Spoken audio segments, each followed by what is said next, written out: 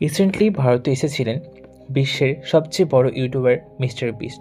আপনি কি জানেন 1000 অন্ধ মানুষকে চিকিৎসা করেছেন যিনি? সে নিজে ঝাপসা দেখতেন এক সময়। মাত্র 12 বছর বয়সে তিনি ইউটিউবে ক্যারিয়ার শুরু করেন।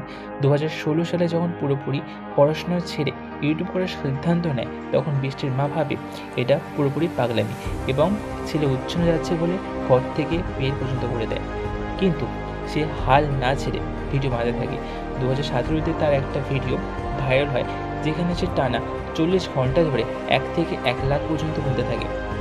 প্রথমে তার কাছে কোনো ক্যামেরা, ল্যাপটপ পর্যন্ত ছিল না। সেকেন্ড হ্যান্ড ফোন দিয়েই কাজ চালাতো। যে ফোনে তিনি ভিডিও করতেন সেই ফোনে ভিডিও কোয়ালিটিও ভালো ছিল না। সে এখন বিশ্বের সবচেয়ে বড় ইউটিউব চ্যানেলের মালিক। এই মুহূর্তে 332 মিলিয়ন সাবস্ক্রাইবার রয়েছে তার। মিস্টার বিস্ট প্রচুর টাকা ডোনেট করে যারা শুনতে পায় না, দেখতে পায় না এবং মানুষকে প্রচুর সাহায্য করে।